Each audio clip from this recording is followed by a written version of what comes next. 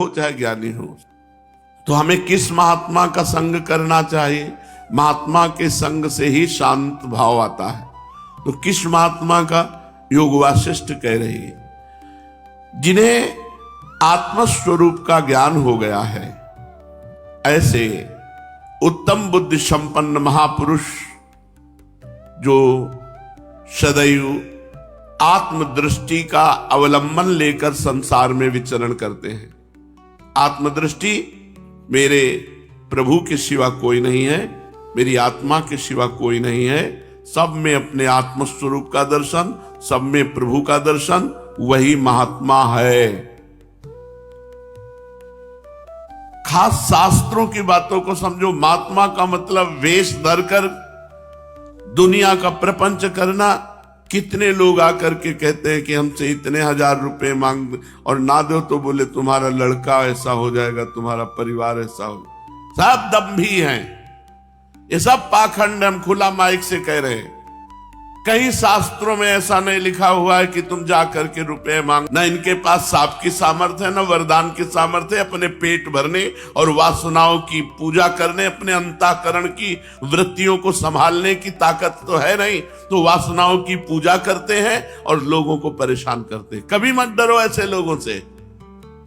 अगर कोई तुम्हारे घर आता है तो तुम 2 शब्द मीठे बोलो, राधे श्याम, आइए, आसन दीजिए, जल पीजिए, भोजन कीजिए। इसके बाद अगर कोई रुपया पैसा मांगता है तो तुम्हारे पास है, तुम्हें पता है कि हमारे रुपए का सदुपयोग होगा, तो दे दीजिए। नहीं, 5 रुपए देने की जरूरत नहीं। तुम्हारा कोई बाल बांका नहीं बिगाड़ सकता, कोई नहीं कर सकता। ये सब पाखंड है। जो कंचन कामिनी कीर्ति का मोह नहीं छोड़ पाया, वो महात्मा है। साधु के जितने कार्य सब रुपए रहित कार्य है। मनोनिग्रह, जितेंद्रियता, साम, भगवत चिंतन, तपस्या, कहां रुपया की जरूरत है? करो ये। अखंड ब्रह्मचर्य, आजीवन जड़वत मौन, सब पर अनुग्रह, कहां रुपए की जरूरत है? साधुता में रुपए की जरूरत कहां है? यज्ञ, यज्ञानाम जप यज्ञोस्मि, सबसे बड़ी यज्ञ हो रही राधा राधा राधा राधा। तो जो आत्मस्वरूप का ज्ञानी है, जो आत्मबुद्धि का, आत्मदृष्टि का अवलंबन करके संसार में विचरता है, जिसे न कभी शोक होता है, जिसमें न कभी कामना होती है, जिसको न कभी शुभ अशुभ की याचना होती, उसे महात्मा कहते हैं। महात्मा का मतलब पीला, लाल, काला, ये तो संप्रदाय के अनुसार वस्त्र हैं। स्थिति नहीं है तो उसी को दंभी कहा जाता है, उसी को पाखंडी कहा जाता है। जिसे न कभी शोक होता है, न कभी कामना होती है, न कभी शुभ अशुभ की याचना होती है, जो इस संसार में सब कुछ करते हुए भी अकर्ता है, अहंकार रहित है। अहंकार विमूढ़ आत्मा करता हमिति मन्यते, मैं ये करता हूं, ये भाव महात्मा में नहीं होता। जो हे और उपादेय के पक्षपात से रहित होता है, किसी का पक्षपात नहीं, अच्छा और बुरा किसी का पक्षपात नहीं, सब में समान भाव। जो अपनी आत्मचिंतन की वृत्ति से सदैव आनंदित रहता है, उसे किसी वस्तु, व्यक्ति, स्थान से आनंद नहीं मिलता, वो अपने चिंतन से आनंदित रहता है। और जो सदैव पवित्र रहता है, शरीर पवित्र, हृदय पवित्र, स्वयं पवित्र, जो सदैव पवित्र रहता है। सत्शास्त्रों में प्रतिपादित जो सत्कर्म है, केवल उन्हीं को करता है और सन्मार्ग पर चलता है, उसे महात्मा कहते हैं। जो अन्य लोगों की दृष्टि में आते हैं, जाते हैं, कर्म करते हैं, बोलते हैं, परंतु स्वरूप में न वे आते हैं, न जाते हैं, न कर्म करते हैं, न बोलते हैं। जो परमानंद स्वरूप परमात्मा को प्राप्त हो गए हैं, और इस संपूर्ण संसार को इंद्रजाल रूपी माया का कार्य देखते हैं, ना वो संसार के किसी वासनाओं के पीछे दौड़ते हैं, ना किसी व्यक्ति के पीछे दौड़ते हैं। वो ये समझ रहे हैं कि संसार भ्रम मूलक है, ये संसार परित्याग करना है, और वो अपने स्वरूप में स्थित रहते हैं। उन्हें महात्मा कहते हैं, जो हर परिस्थिति में इष्ट का चिंतन करते रहते हैं। कृष्णाकार वृत्ति, रामाकार वृत्ति, आत्माकार वृत्ति, ब्रह्माकार वृत्ति, इसके अतिरिक्त उनके पास और कुछ नहीं उपाय। कृष्णाकार वृत्ति, भगवदाकार वृत्ति, ब्रह्माकार वृत्ति, ये महात्मा की स्थिति। वहां प्रपंच, ये बनाना, ये बिगाड़ना, ये करना, वो करना, ये सब, ये तो स्वाप्निक कार्यों में कौन रत रहेगा। उसकी दृष्टि पहले ही हो चुकी है, सब मिथ्या है, सब मिथ्या है। ब्रह्म सत्यम जगन मिथ्या, उमा कहूं मैं अनुभव अपना, सत हरिभजन जगत सब सपना। मिथ्या में काहे को उसकी दृष्टि रहेगी। हर प्रकार की स्थितियों में जो अपने इष्ट चिंतन में रहता है, जीवन पर्यंत केवल इष्ट का चिंतन ही जिसका लक्ष्य है, जीवन का एक ही लक्ष्य, बस इष्ट चिंतन। शांत कहां से होता है? महात्मा। महात्मा कैसा? जिसका निरंतर जीवन भर केवल इष्ट चिंतन, उसी की उपासना, उसी का यथार्थ ज्ञान, उसके लिए कोई कर्तव्य नहीं है। जिस पुरुष को अपने अनुभव, शास्त्र के वचन और गुरु का उपदेश एक दिखाई दे, वो सिद्ध पुरुष हो चुका है। अपना अनुभव, शास्त्र के वचन और गुरु का उपदेश एक दिखाई दे, वो सिद्ध पुरुष हो चुका है। ऐसे निरंतर किए गए परमात्म चिंतन के अभ्यास के द्वारा जो परमात्मा का साक्षात्कार कर लेता है, किसके द्वारा बताया? पीछे वशिष्ठ जी ने भगवान श्री राम से कहा, हे राम, ये बोध पूरे भारत के तीर्थों के भ्रमण करने से भी नहीं मिलता, बड़े बड़े अनुष्ठानों से नहीं मिलता, ये चिंतन के द्वारा प्राप्त होता है। अभ्यास परमात्म चिंतन का जो निरंतर करते हैं, उनको परमात्मा का साक्षात्कार हो जाता है। उनकी पहचान, जो परमात्मा साक्षात्कार किए हैं, भारी से भारी विपत्ति आपत्ति पड़े परंतु उनका परमात्म चिंतन नहीं छूटता। ये बात पकड़ो। वो महात्मा, भारी से भारी शरीर पीड़ा, भारी से भारी समाज प्रतिकूल परिस्थिति, लेकिन उनका ऐसा मिथ्या है, इस पर उनका चिंतन ही नहीं। उनका चिंतन केवल अपने इष्ट पर है। ऐसे तत्वज्ञानी महापुरुषों की जो अवज्ञा कर देता है, उसका भारी अमंगल होता है, उसे कभी सुख की प्राप्ति नहीं होती। इसलिए ऐसे आत्मज्ञानी महापुरुष का सत्संग करो। संसार में हे राघव, ऐसे संत महापुरुषों के मिलने से बढ़कर कोई लाभ नहीं।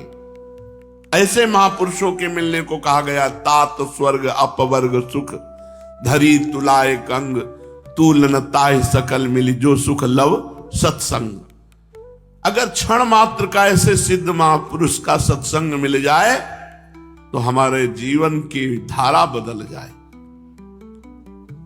संत समागम मनुष्य का संसार सागर से उबारने में सर्वत्र विशेष रूप से उपकार करता है।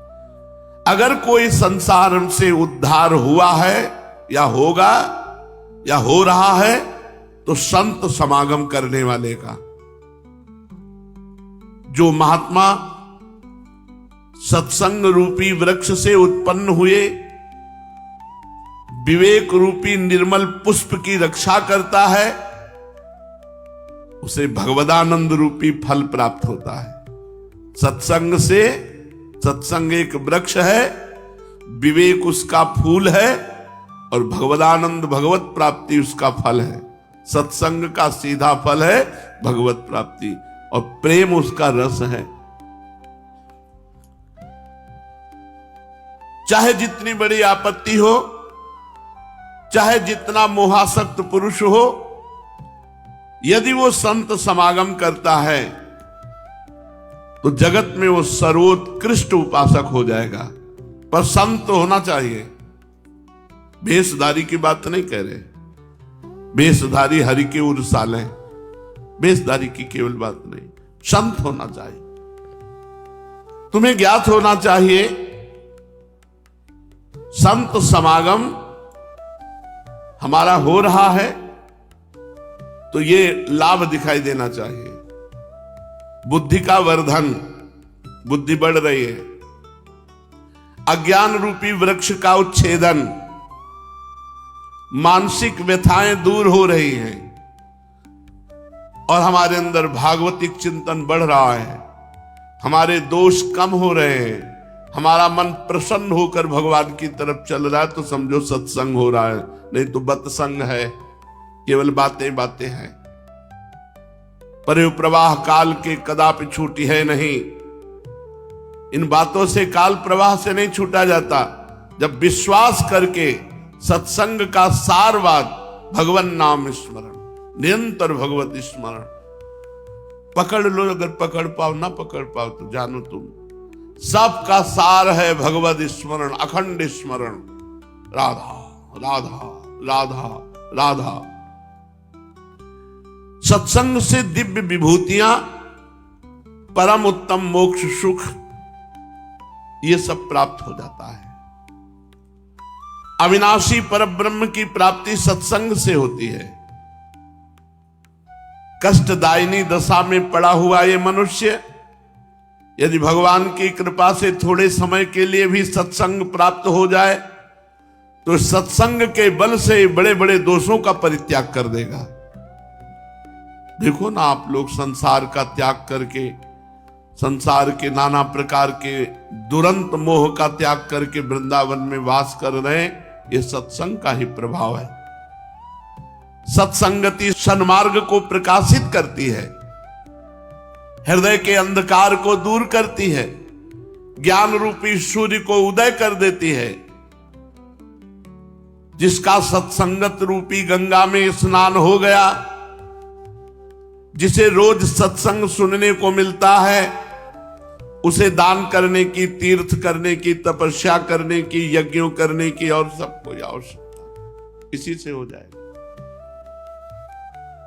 सत्संगति दान, स्नान, तीर्थ, तपस्या एवं निर्मल नाना प्रकार के और भी धार्मिक कार्यों को एक तरफ और सत्संग एक तरफ, स्वर्ग अपवर्ग सुख धरी तुलाए कंग, तूल न ताहि सकल मिली, जो सुख लव सत्संग। पर ऐसे संत पुरुष का सत्संग जो राग शून्य है, जो संशय रहित है, जो जड़ चेतन की ग्रंथि का विनाश करके अपने स्वरूप में स्थित है, ऐसे संत का संग, ऐसे संत पुरुष यदि इस लोक में विद्यमान है तो हमें तीर्थों के अवगाहन की जरूरत नहीं, हमें संत समागम की जरूरत है।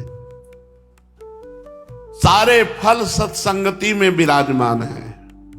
इसलिए जिनको अपनी जड़ चेतन ग्रंथि का विनाश करके उद्धार करना है, उनको ऐसे महत् पुरुषों का संग करने की खोज करनी चाहिए। भगवान से प्रार्थना करनी चाहिए कि हमें संत समागम प्रदान करो। सर्वसम्मत संतों की सभी उपायों द्वारा भली भांति सेवा करो, उनकी आज्ञा में रहो। भव सागर से पार हो गए, पार नहीं होना, भव सागर से पार हो गए। किंतु जो लोग नरकाग्नि को बुझाने वाले मेघ स्वरूप ऐसे संतों की आज्ञा का उल्लंघन कर देते हैं, मनमानी आचरण करते हैं, तो जैसे सूखी लकड़ी को आग जलाकर राख कर देती है, ऐसे ही नरकाग्नि उनको नाना प्रकार के दुख प्रदान करती है। जो संतों की अवहेलना करते हैं, मनमानी पापाचरण करते हैं, विषय भोगों को भोगने में सुख का अनुभव करते हैं, हे रघुनंदन, उन्हें नरकों में पाषाण भक्षण कराया जाता है, पत्थर चबवाया जाता है, खड्ग के द्वारा अंगों का छेदन किया जाता है, पर्वत शिखर के ऊपर से नीचे गिरा दिया जाता है, पत्थर द्वारा चटनी की तरह उन्हें पीसा जाता है, उत्पीड़न किया जाता है और जलती हुई अग्नि का अभिषेक किया जाता है, बैठाल दिया गया, ऊपर से बड़े बड़े अंगारे डाले जा रहे हैं, कैंची से उनके शरीर को कुतरा जाता है, चंदन की तरह उनको घिसा जाता है, पत्थर में पकड़ लिए यमदूत और ऐसे घिस रहे चंदन, तलवार वाले वृक्ष के ऊपर बार बार डाला जाता है, जिससे कट कट के नीचे गिरे, फिर शरीर हुआ, फिर डाला गया, ऐसे चलता रहता है। ऐसे भयानक कीड़े छोड़े जाते हैं जो उनके शरीर में सीधे छेद करते हुए पार होते, फिर इधर पार होते, फिर इधर पार, उनको कीड़े का दंड मिलता। लोहे की गर्म जरीनों से लपटा करके और ऐसे कुंड में डाला जाता है जहां सांस लेना मुश्किल है, धधकती हुई लोहे की जंजीरें, अग्नि प्रवाह उनके ऊपर छोड़ दिया जाता है। जैसे ज्वालामुखी में देखो अग्नि प्रवाह नहीं, ऐसे अग्नि प्रवाह में छोड़ दिया गया। जैसे पानी की बूंदें गिरती हैं, ऐसे बाणों से उनके शरीरों को छेदा जाता है। जैसे जल यंत्र में फव्वारे निकलते हैं, ऐसे उनका सिर काटा जाता है तो फव्वारे निकलते हैं। तुम्हें रघुनंदन कहां तक बताऊं, सहस्त्रों कष्टप्रद चेष्टाएं उसको भोगनी पड़ती हैं जो इसी जन्म में भगवान को नहीं प्राप्त कर लेता। इसलिए मानव जन्म में संत समागम करके अपने हृदय को शांत करके निरंतर भगवत चिंतन परायण होने से इसी जन्म में भगवत प्राप्ति हो जाती है। श्री श्री कृष्ण चैतन्य महाप्रभु के पावन चरित्र को अपने लोग श्रवण कथन कर रहे हैं। यह सिद्धांत का वर्णन हुआ, अब थोड़ा चरित्र श्रवण कर लीजिए। आनंद का मुख्य कारण है आत्मसमर्पण। आत्मसमर्पण, जब तक मनुष्य किसी महापुरुष के प्रति सर्वतोभावेन आत्मसमर्पण नहीं कर देता, सब जगह में, तब तक उसे पूर्ण प्रेम की प्राप्ति नहीं होती। प्रभु विश्वंभर हैं, चराचर में व्याप्त हैं, सभी स्थानों में अपनी पूर्ण शक्ति सहित स्थित है। जहां तुम्हारा चित्त चाहे, जिस रूप में मन रमे, उसी के प्रति आत्मसमर्पण कर दो। आत्मसमर्पण का मतलब है अपने को एकदम मिटा दो। अब जो कहें, जैसे रखें, जो चाहें, हमारी कोई चाह नहीं, हमारी कोई मांग नहीं। अपनी इच्छा, अपनी भावना और अपनी सभी चेष्टाएं जिनको आत्मसमर्पण किया है उनकी